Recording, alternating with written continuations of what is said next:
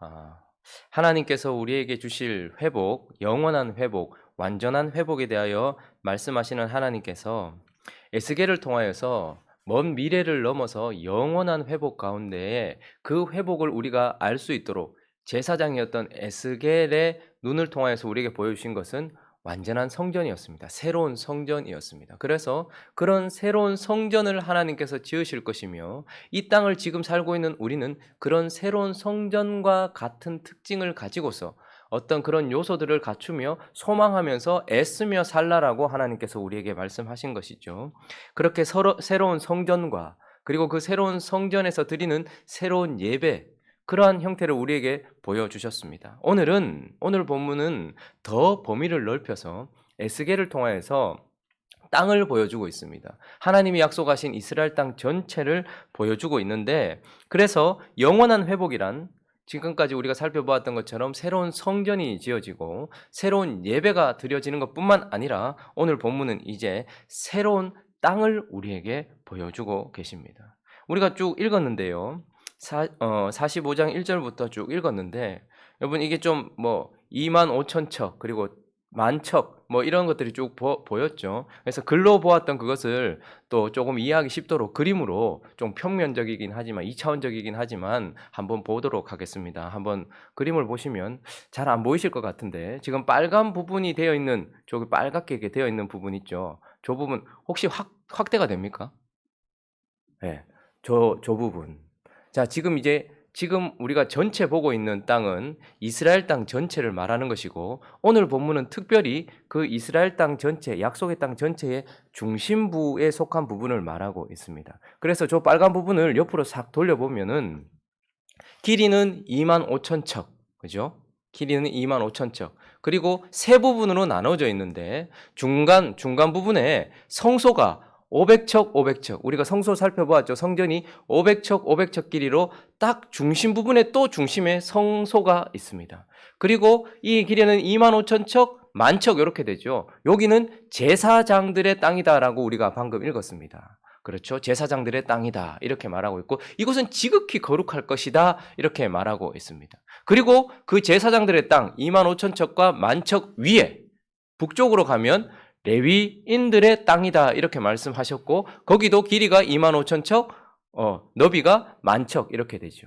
그리고 그 중심, 가장 거룩한 땅 중심 밑에 하나님께서 성읍을 하나 지으라라고 말씀하셨고, 길이는 여전히 2만 5천 척이고 그리고 너비는 5천 척 이렇게 되는 것이죠. 그러니까 요 중심에는 2만 5천 척, 2만 5천 척 정확하게 정사각형의 어떤 거룩한 땅이 하나님께서 구별해서 놓아라라고 하는 땅이 있게 되고, 그리고 그 땅 양편 서쪽과 동편은 누구의 땅이라고 아까 읽었습니까?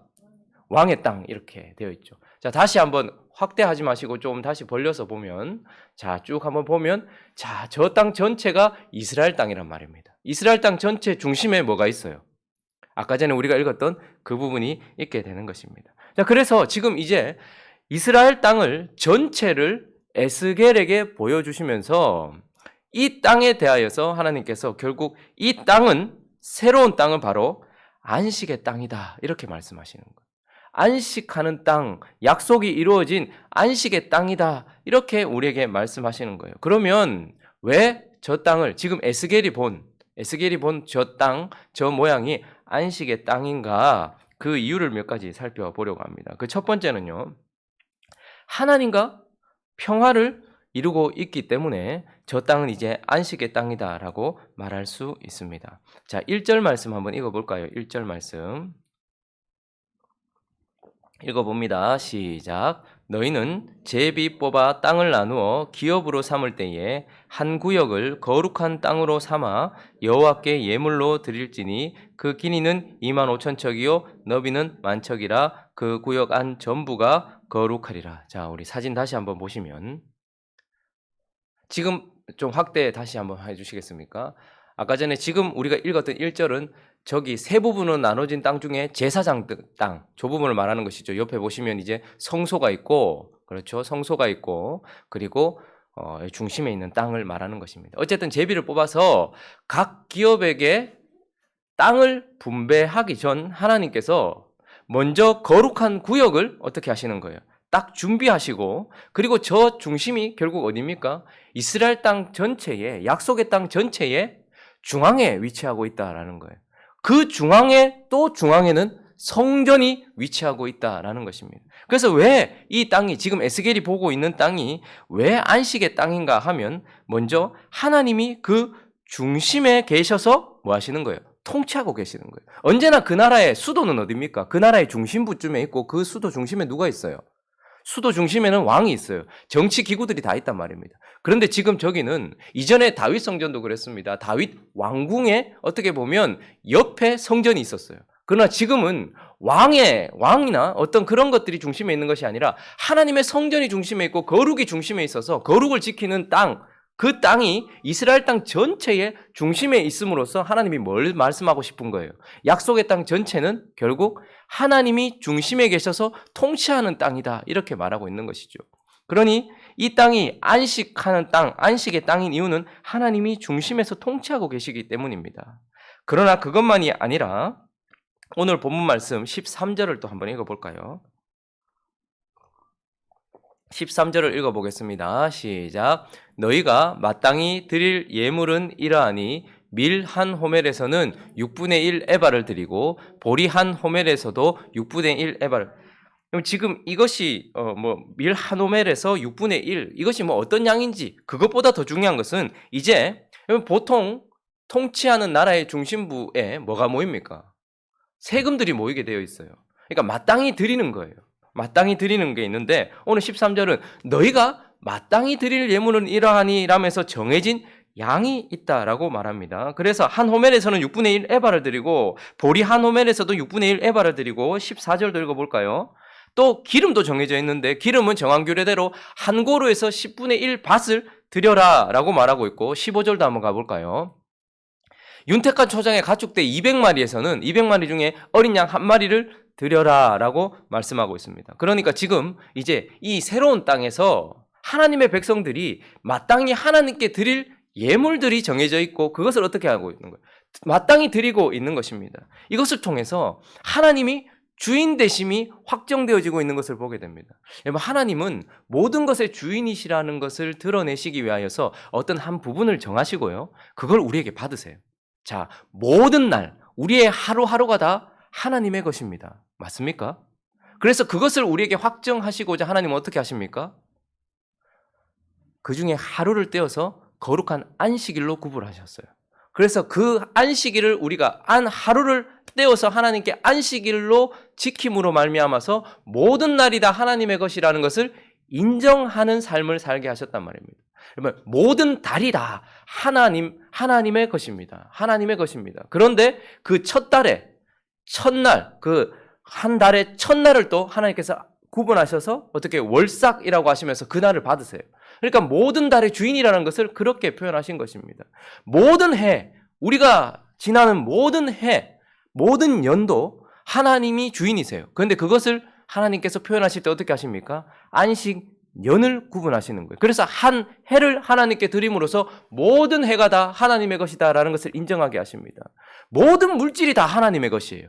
그런데 모든 물질이 하나님의 것이라는 걸 인정하게 하시려고 하나님 어떻게 하십니까? 그 중에 10분의 1을 구분하게 하시고 10분의 1을 하나님께 드림으로써, 우리는 10분의 9는 내 거고 10분의 1은 하나님께 아니라 10분의 1을 드림으로써 어떻게 되는 거예요? 모든 것이 다 하나님의 것입니다 라고 인정하는 것입니다. 그러니까 하나님은 하나님의 것이라는 주권을 정해진 규례를 통하여서 우리에게 받으심으로써, 일주일을 우리가 살면서 안식일이라고 말, 이제 주님이 부활하신 안식 후 첫날이 우리에겐 진정한 안식을 주기 때문에 우리는 주일을 지키고 있죠. 그런데 일주일 중에 주일만 하나님께 드리기 때문에 6일은 다 우리가 세상에서 일하고 나에게 주어진 시간이다, 이렇게 생각하면 완전히 틀린 겁니다. 우리가 안식일을 지킨다, 주일을 지킨다라는 것은 7일 전부가 하나님의 것인데, 그런데 하나님의 것이라는 것을 어떻게 해요? 하루를 구분하여서 그날을 하나님께 거룩하게 드림으로써 모든 날이 하나님의 것입니다라고 인정하는 거예요. 오늘 이제 이 새로운 땅에서 주님이 중심에서 통치하실 뿐만 아니라 그 주님께 마땅히 드려야 될 것, 이것은 하나님이 모든 것의 주인이라는 것을 인정하는 예물이에요. 그런데 이것을 어떻게 해요? 그들이 드리고 있음으로 말미암아서 하나님과 평화를 유지하고 있는 것이 보이시죠? 그래서 왜 이 땅이 안식의 땅인가? 하나님과 평화를 이루고 있기 때문이에요. 하나님과의 평화는 그분이 중심에 계셔야 돼요. 중심에서 그분이 통치하셔야 돼요. 그리고 그분의 주인됨이 인정돼야 돼요. 그리고 또 한 가지는요. 하나님의 질서가 실현돼야 돼요. 자, 한번 보십시오. 16절도 한번 볼까요?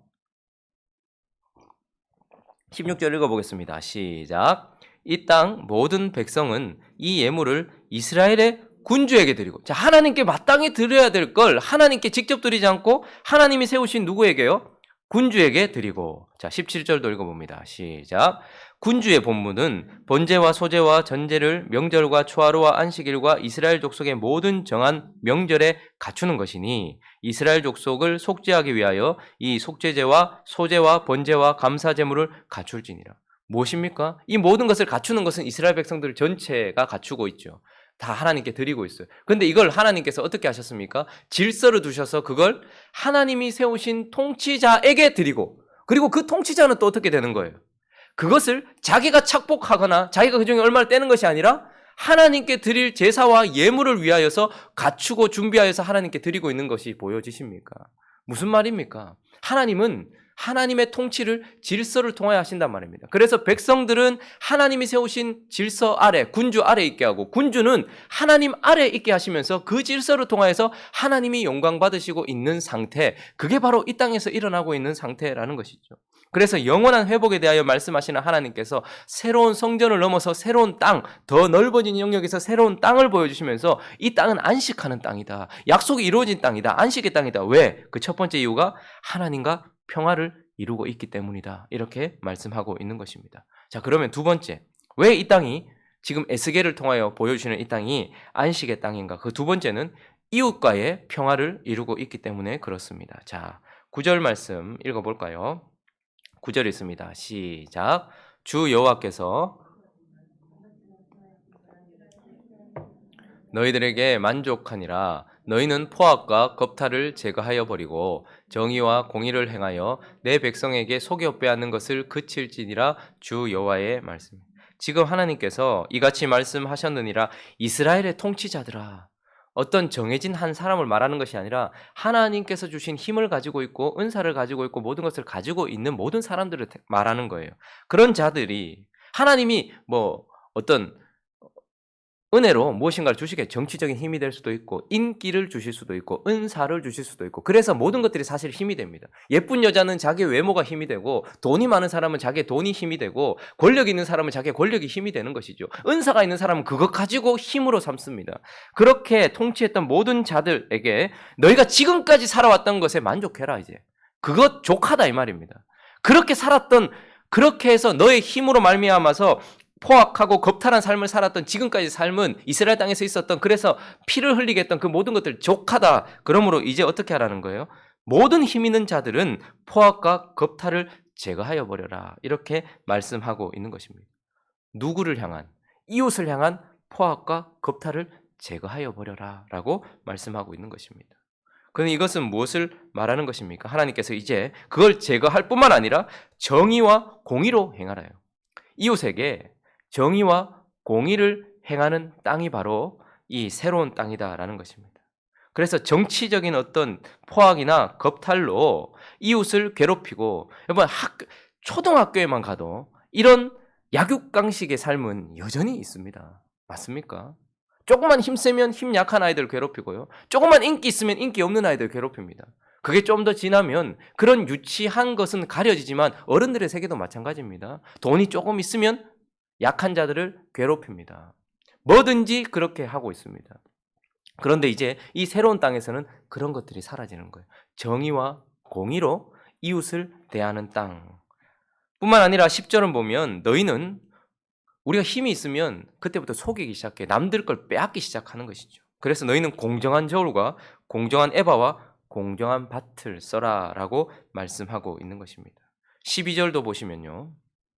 그래서 12절 한번 가보시면 세겔은 20계란이 25세겔, 20세겔, 25세겔, 15세겔, 이것이 한 만회가 되도록, 그러니까 정확한 기준에 따라서 경제활동을 하고 있는 것입니다.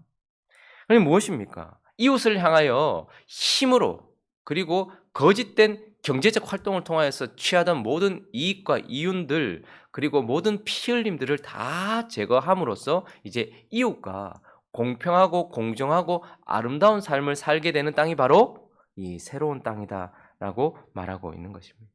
결국 샬롬, 안식이라는 것은 지금 이 땅이 안식인 이유는 바로 이웃과의 이런 공정한 공평한 정의가 이루어지는 곳이기 때문에 그렇다. 이웃과의 평화가 이루어지고 있기 때문에 그렇다라고 우리에게 말씀합니다. 마지막으로 한 가지 더 살펴보면 이 땅이 안식이 땅인 이유 세 번째는 바로 자신과 평화를 이루고 있기 때문에 우리가 하나님과 평화를 이루고 있는 땅이 바로 지금 우리가 보았던 그 땅이고요. 그리고 이웃과의 평화를 이루고 있는 땅이 바로 그 땅이었습니다. 그리고 마지막으로 그 땅은 또 자신과 평화를 이루고 있는 땅이다라는 것을 보게 됩니다. 자, 1절 말씀을 다시 한번 가보시면 너희는 제비 뽑아 땅을 나누어 기업으로 삼을 때 여러분 제비 뽑아서 땅을 기업으로 나눈다 하면 어떤 장면이 떠오르세요? 아무 생각도 안 나십니까? 여호수아를 통해서 하나님께서 약속의 땅을 주셨을 때 그때가 떠오르죠. 하나님께서 이 땅은 너희 땅이다 이렇게 말씀하시면서 제비를 뽑아서 그 땅을 각 지파 12지파에게 나누어 주었단 말이죠. 자, 그런데 오늘 다시 한번 그 그림을 보여주시겠습니까? 보시면 조금 지금 저기 중심에 하나님이 계시죠. 그리고 바로 위에는 누구 땅입니까? 유다 땅이에요. 그리고 르우벤 땅이죠. 그리고 올라가면 또 누구 땅입니까? 좀 올려주실래요? 집사님? 그렇게밖에 안 되나요? 지금 보이진 않는데 르우벤 위에 또 누굽니까? 황 집사님 읽어주세요. 르우벤 위에 누굽니까? 에브라임 땅 위에는요? 므낫세 위에는요? 납달리 위에 단입니까? 아셀이에요. 그리고요? 단. 각 지파가 있죠. 자, 그리고 중심 아래에는 베냐민입니까? 예, 그리고는요? 시몬, 이사갈, 스불론, 단. 자, 단. 그리고 저 위에까지 또 단. 이렇게 있죠. 그러니까 지금 보시면 각자 나눠진 지파들에 의하여서 땅이 다 정확하게 분배되어 있다라는 것이 보이시죠. 그런데 여호수아를 통하여 기업을 나눌 때와 지금 새로운 땅의 가장 큰 특징, 가장 다른 차이점은 무엇일까요? 그때 제비를 뽑아서 기업을 나눌 때에는 그 땅에 누가 있었습니까? 적들이 있었단 말입니다. 7 족속들이 있었단 말입니다. 아모리 족속, 헷 족속, 기르가스 족속 이런 족속들이 남아 있었단 말이죠. 가나안 족속들이 남아 있었는데 지금 저 땅에는요 오직 저들만 있는 거예요. 하나님께서 적들을 제거하신 땅이다라는 것을 보게 되는 것이죠. 그러니까 이제 이 땅은 하나님께서 적이 없는 나에게 주신 땅이다라는 것이고 그리고 나에게 주신 땅에 정확한 경계가 있는 것입니다. 그러니까 저 땅을 나에게 각자에게 자기가 경작하고 자기가 다스리고 자기가 돌봐야 될 자기의 영역을 하나님께서 정확하게 나눠주신 땅이라는 말입니다. 그래서 다른 이들의 땅을 침범하지도 않고 자기 땅을 자기가 경작하는 그런 땅이 바로 새로운 땅의 특징인 것입니다.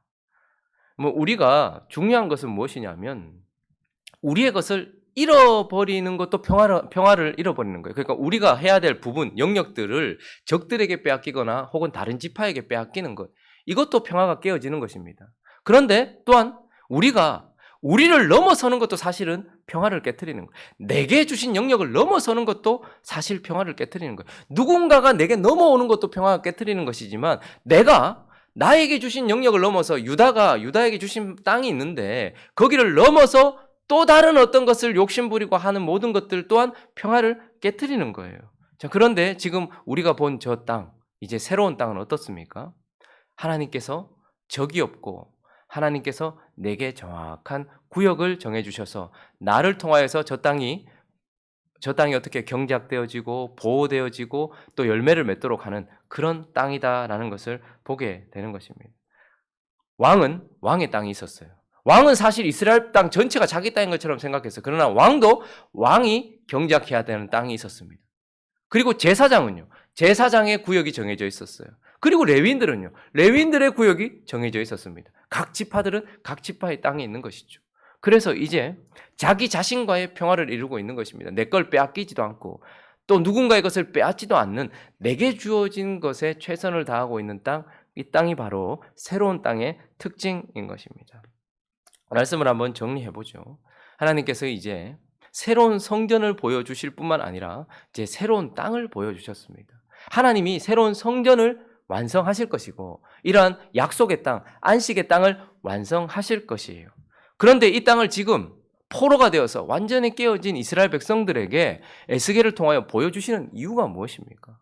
저렇게 하나님께서 완성하실 새로운 성전과 새로운 땅과 같은 삶을 소망하면서 지금 그런 성전과 그런 땅과 같은 방식으로 그렇게 되어지기 위하여 이 땅에서 살아가라고, 그렇게 살아가라고 하나님께서 우리에게 말씀하고 있는 것입니다. 요한계시록에서 새 예루살렘을 보여주시고 새 하늘과 새 땅을 보여주시는 이유는 그것을 소망하면서 지금 살라라고 말씀하신 메시지였던 것처럼 지금도 포로가 되어서 모든 것이 다 소망을 잃어버리고 절망 가운데 있는 상황 속에서 하나님이 이러한 새로운 성전과 새로운 땅, 아마 이스라엘 백성들은 한 번도 보지 못했을 땅이었을 것입니다. 그러나 그것을 보여주신 이유는 무엇입니까? 하나님이 그 일을 하실 것이고 그것을 향해 지금 달려가고 있다는 거예요. 25년간의 그런 절망 가운데서 이제 희년을 향해 달려가는 나머지 25년을 하나님이 말씀하시는 회복을 향해 함께 소망을 가지고 달려가라고. 그래서 무엇입니까? 하나님과 평화를 이루는 삶을 살아야 된다라고 말하는 거예요. 하나님이 다시 중심에 오시면 되는 겁니다. 하나님께 마땅히 바쳐야 될 우리의 삶을 드려야 되는 거예요. 그리고 하나님의 질서에 순복해야 되는 거예요. 이것이 바로 약속의 땅의 특징이었고 우리의 삶의 특징이어야 된단 말입니다. 그래서 오늘 이 아침에 한번 생각해 보십시오. 아까 우리가 봤던 저 다시 한번 보여주시겠습니까? 그냥 크게 한번 보여주십시오. 그냥 전체적으로. 우리가 그냥 평면적인 2차원적인 저것을 보면서 이제 말씀을 나누었잖아요. 저 땅에 있는 특징들이 내게 고스란히 이루어지고 있는가를 살펴봐야 되겠죠. 저 땅은요, 그냥 단순히 보면 좁은 땅에 뭐 별것 아닌데 싶어도 저 땅은 하나님이 중심에 계신 땅입니다. 하나님이 중심에서 통치하시는 땅이란 말입니다. 그러면 저와 여러분들의 삶에도 하나님이 중심에 계셔야 된다는 거예요. 그리고 저 땅은요, 하나님께 마땅히 드려야 될 것들을 드리면서 하나님의 주인됨이 인정되고 있는 땅이에요. 우리는 그렇습니까? 우리의 하루를 쓸 때에도, 나의 물질을 쓸 때에도, 나의 정력과 나의 모든 것들을 쓸 때에도 하나님이 마땅히 내게 요구하시는 것을 하나님께 드려서 하나님이 주인 되심이 인정되고 있는 땅이냐, 우리 자신을 살펴보아야 되겠죠. 하나님은 질서를 주셨습니다. 우리는 마땅히 그 질서 아래 있습니까? 교회의 질서가 있고 가정의 질서가 있고 국가의 질서가 있어요. 그런 질서들에 나는 마땅히 나 자신을 드리고 있는가? 그래서 하나님과 평화를 이루고 있는가? 우리 자신을 돌아보는 이 아침 되기를 예수 그리스도의 이름으로 축원합니다. 그리고 저 땅에는 수많은 사람들이 수많은 다른 배경을 가지고 살고 있지만 정의와 공의가 실현되고 있는 땅이에요. 포악과 겁탈이 제거되었고 다른 사람들을 수탈하는 그 모든 것들이 제거되었어요. 나를 위하여 살지 않고 자신의 유익을 구하지 아니하고 이웃을 내 몸과 같이 사랑하고 있는 땅이에요. 그래서 안식의 땅이라고 하는 겁니다. 저런 땅과 같은 삶이 내게 이루어지는가 살펴보면서 오늘 아침 돌아보는 이 시간 되기를 예수 그리스도의 이름으로 축원합니다. 뿐만 아니라 저 땅은 어떤 땅입니까? 더 이상 왜 갑자기 거두십니까? 더 이상 듣고 싶지 않으십니까? 저 땅은 더 이상 적이 없어요. 나 자신이 그래서 모든 적들을 제거하고 내 안에 나 자신과 싸워서 모든 적들을 제거하고 그리고 나 자신을 넘어가지 않고 내게 주신 영역에 최선을 다하고 있는 자신과도 평화를 이루고 있는 땅입니다. 절제가 가장 어려운 거 아시죠? 사랑과 희락과 화평과 오래 참음과 자비와 양성과 자신에 대하여 하나님에 대하여 사랑, 희락, 화평 이것을 이루고 있는 땅이 바로 저 땅이란 말입니다. 이웃을 향하여 오래 참음, 자비, 양선을 이루고 있는 땅이 바로 저 땅이란 말입니다. 근데 나 자신을 향하여 충성, 온유, 절제. 더 이상 넘어가지 않는 거예요. 더 이상 넘어가지도 그리고 더 이상 빼앗기지도 않는 그런 땅. 저런 땅과 같은 특징을 고스란히 가지고서 저런 땅을 우리에게 주실 것을 기억하면서 소망하면서 또한 한 주도 살아가는 저와 여러분 되시기를 예수 그리스도 이름으로 축원합니다. 같이 한번 기도하겠습니다. 영원한 회복에 대하여 하나님께서 말씀하시면서 제사장이었던 에스겔을 통하여서 우리에게 어떤 그림들을 계속해서 보여주십니다. 하나님은 에스겔이 보았던 새로운 성전과 같은 그런 회복을 우리에게 분명히 주실 것이고, 그 새로운 예배가 드려지는 그러한 영원한 회복을 우리에게 주실 것입니다. 확대된 하나님의 새로운 땅을 보여주시면서 이러한 땅이 회복될 것이라 말씀하십니다. 그런데 이걸 보면서 그냥 나중에 그렇게 하시겠지, 언제 그랬으면 좋겠나, 언제 하겠나, 단순히 바라고만 있는 것이 아니라 소망으로 마음에 품고서 그것을 향해 달려가는, 최선을 다하는 오늘 하루가 되어서 하나님과 평화를 이루고 이웃과 평화를 이루며 나 자신과 평화를 이루는 저 땅과 같은 삶이 되어질 수 있게 달라고 함께 기도했으면 좋겠고, 또 각자의 기도 제목들을 가지고 함께 기도하며 나갑니다. 기도하겠습니다.